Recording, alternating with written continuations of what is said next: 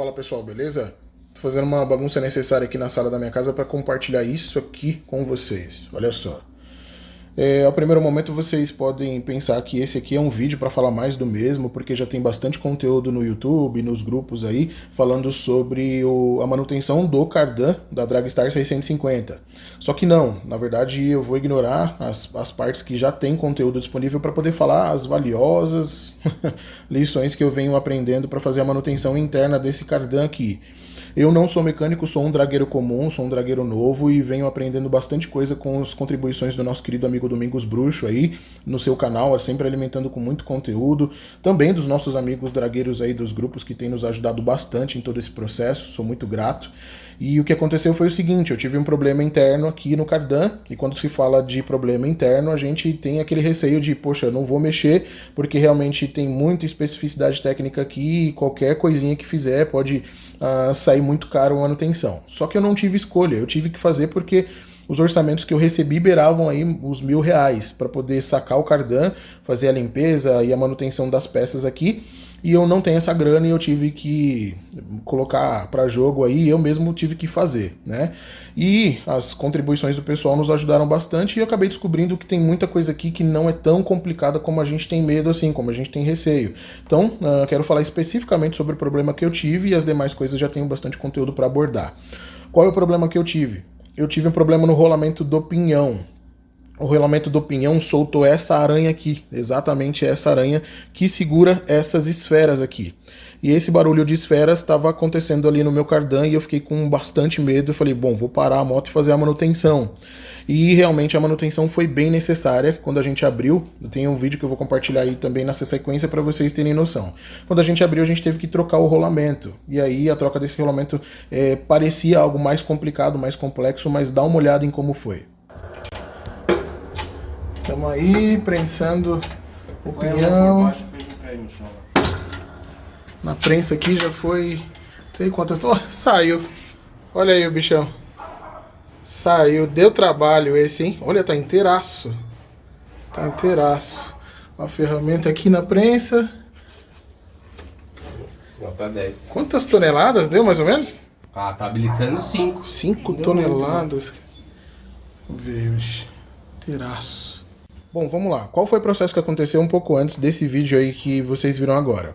Explicando o seguinte, buscando na internet algumas informações sobre o processo de interatividade entre os metais, deu para perceber que os japoneses fazem a interação entre os metais no processo de elevação térmica, elevação de temperatura, e os metais acabam interagindo entre si. E uma forma muito inteligente de encaixar os metais para que eles fiquem firmes e fixos uns nos outros aqui, é o que aconteceu. Aconteceu o seguinte, a bucha do pinhão e o rolamento, eles têm basicamente os mesmos tamanhos de encaixe, só que quando aquece o metal, ele dilata. Então, esse alumínio, por exemplo, dessa carcaça, ele tem um ponto de dilatação diferente do ponto de dilatação do pinhão.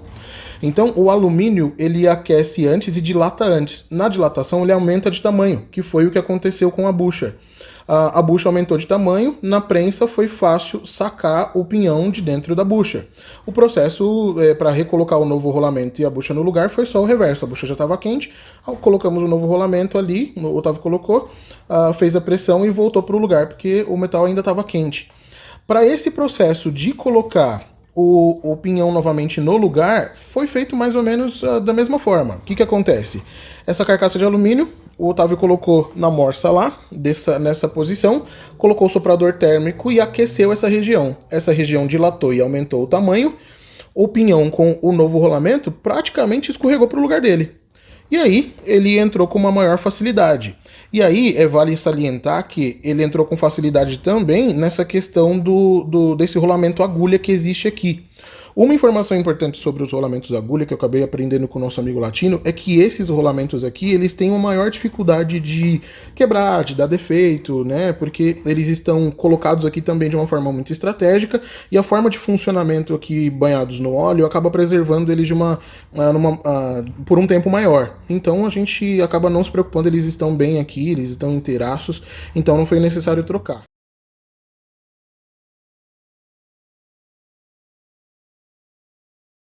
Finalmente colocado, rodando livre, a arruela de calça no lugar, Bucha no lugar. Tá inteirão. Enfim, bora andar de moto? Vamos lá, mais uma dica muito valiosa. Seguinte, como que eu faço? Você pode estar se perguntando, se o meu problema também for no rolamento do pinhão e eu quiser sacar ele daqui. Tem alguns vídeos que a galera coloca uma alavanca aqui e empurra daqui para fora, né? Isso pode machucar as estrias do pinhão e tudo mais. Se o rolamento estiver muito bem encaixado aqui, pode gerar uma dificuldade, arranhar a peça por dentro. Então, não é muito recomendado. Mas tem uma forma mais simples de fazer isso. Joga um secador potente, um secador de cabelo potente aqui. Essa carcaça não demora tanto para aquecer.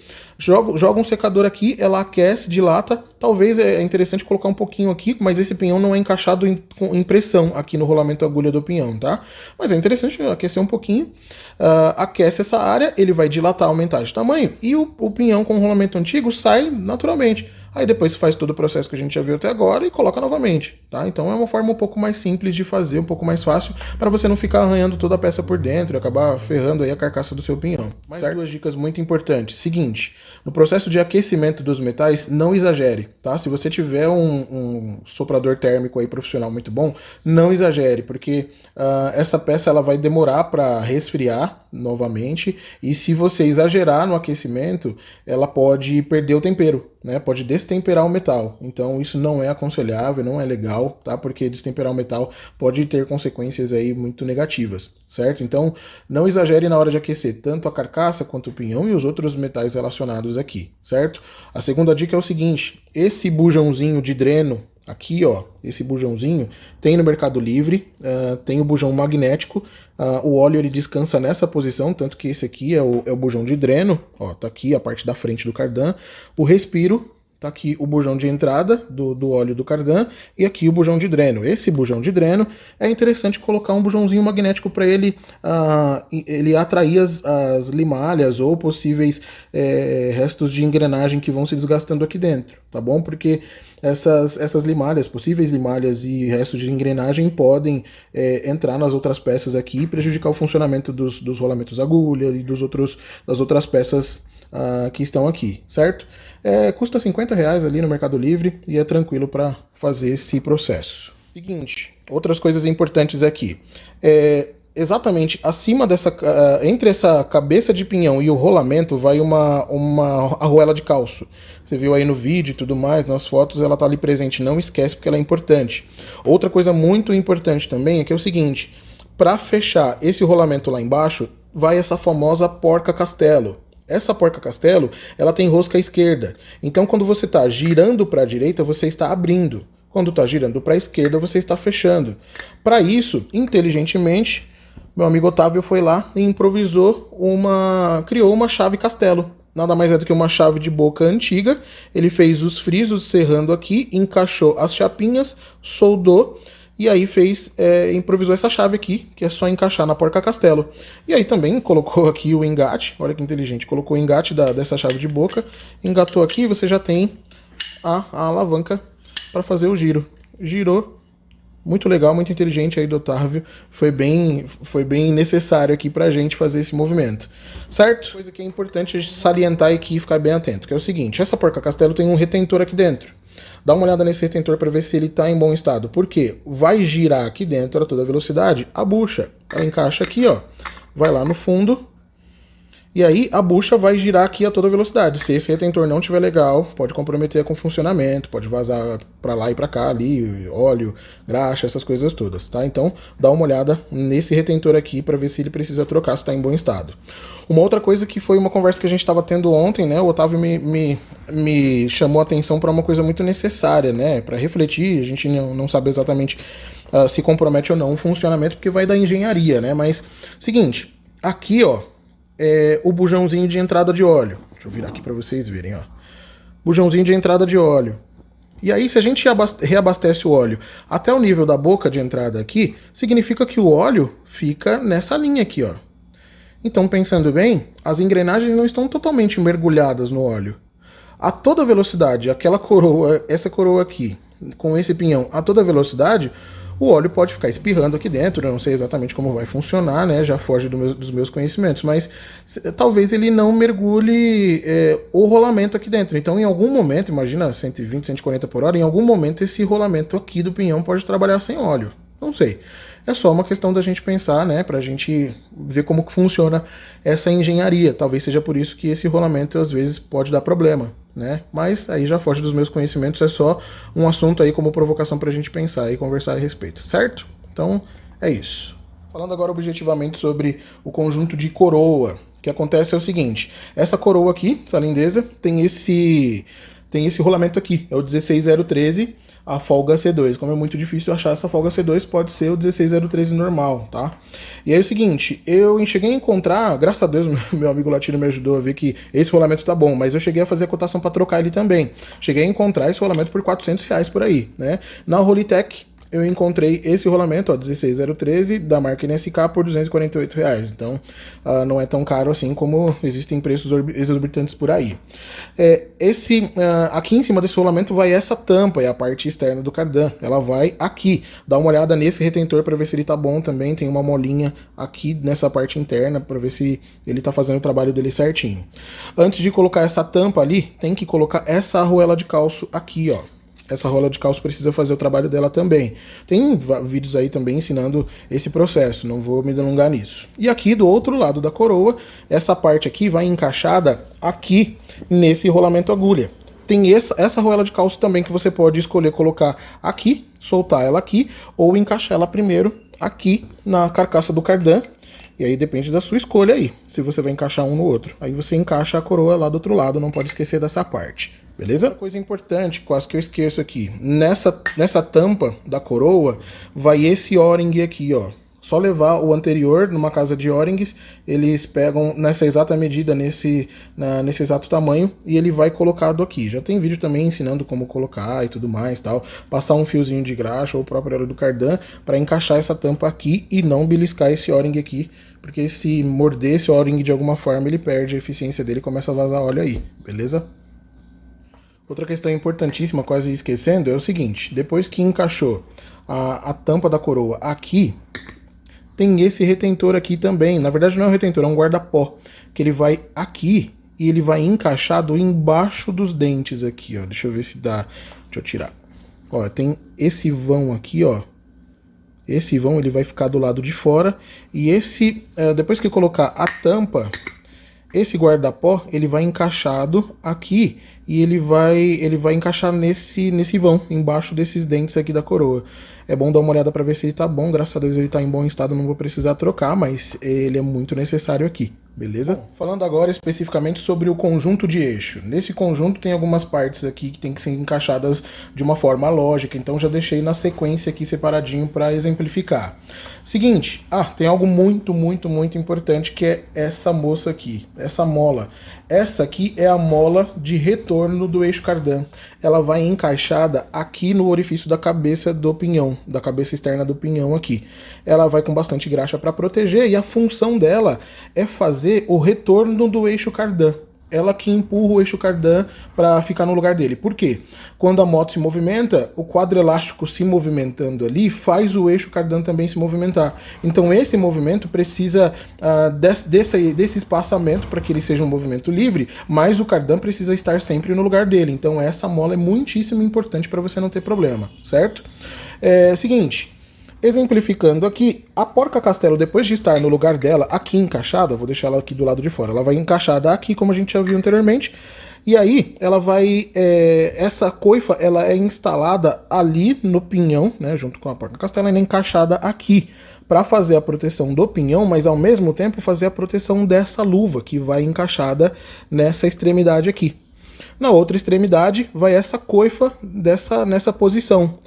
E aí, nessa posição aqui está encaixado o eixo cardan desse lado e o pinhão do outro lado aqui. Deixa eu exemplificar de uma forma prática aqui, ó. Aqui vai na cabeça do pinhão essa luva, deixa eu tentar encaixar, pronto, encaixou. E aqui, na outra extremidade, vai o cardan. E aí, protegendo, vai essas duas coifas, certo? Só que é o seguinte, essa coifa, ela entra aqui no cardan, não vou encaixar agora porque ela tá bem justinha.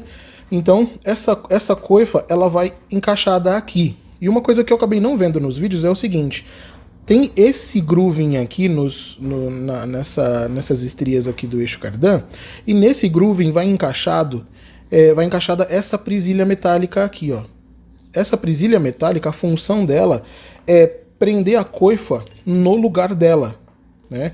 Então coloca a coifa primeiro, empurra ela aqui para baixo, ela vai ficar mais ou menos nessa posição aqui, encaixa essa presilha aqui, nesses dentes aqui em cima, desse grooving, e aí traz a coifa de volta, e essa presilha vai ficar mais ou menos nessa posição aqui dentro, ó. Ela segura a coifa aqui dentro. Então essa é a sequência de montagem dessa parte do conjunto de eixo. Outra coisa muito importante é sobre essa coifa do eixo e sobre a presilha. A retirada dela é o seguinte: a coifa vai estar aqui encobrindo a presilha, a retirada dela é só afastar a coifa, tira a presilha por esses orifícios aqui, tira a presilha primeiro e depois tira a coifa. Se você tentar passar por cima, ela vai rasgar a coifa por dentro, aí era uma vez. Uma dessa aqui é uma pancada. Outra coisa, vai bastante graxa, né, nessa luva, mas não é legal passar graxa em excesso. Por quê? Se lambuzar de muita graxa aqui, na hora de encaixar o cardan de um lado e o pinhão do outro, essa graxa pode formar um calço de pressão e não permitir colocar na posição certa, né? Então é interessante colocar bastante graxa, mas não o suficiente para impedir o encaixe perfeito ali. Certo? Bom, falando agora sobre guarda-pó e algumas partes externas aqui, proteção do eixo cardan. Seguinte, eu tive um problema no meu guarda-pó. Esse aqui é o guarda-pó anterior, não dá pra ver no vídeo, mas esse beiral externo dele aqui tá todo rachado, onde vai encaixada a molinha, né? A mola de supressão.